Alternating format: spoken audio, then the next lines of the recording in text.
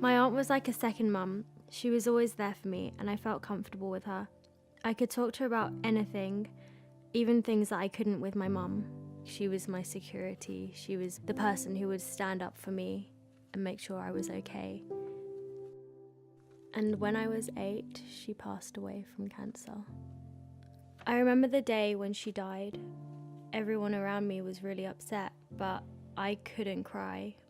I couldn't show any emotion, so I kept all my pain inside. At the time, it made me feel empty, yet so overwhelmed. I felt like I needed a really big hug. You feel helpless and vulnerable, and it's annoying because nothing that anyone can say or do will help you. When I was 13, I moved to Hong Kong. I was really sad to leave England because that meant leaving all my friends and my home behind. I showed a lot of anger towards my parents. It was really hard for me to make friends at my new school, and I really struggled with the move. I started to show my emotion by hurting myself. I thought it was normal, but then I went to see a psychiatrist and I was diagnosed with depression and anxiety. Throughout that time, I was going to church, but I wasn't going for the right reasons.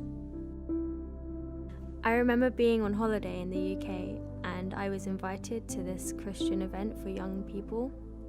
I'd been there before, but this time was different. I really let myself loose with God and became vulnerable. I didn't want to live the way that I was living anymore, and I just really wanted to give things to God. My biggest fear was seeing my parents in pain over the things that I'd been doing to myself, and I just couldn't bear the thought of that. So I remember being prayed for that night and asking God if He's real to show me, and that's when I felt His embrace for the first time. It was like that hug that I had always wanted. I knew that this was when I needed to make more of an effort. I needed to read my Bible and really know His word in order to get through my depression.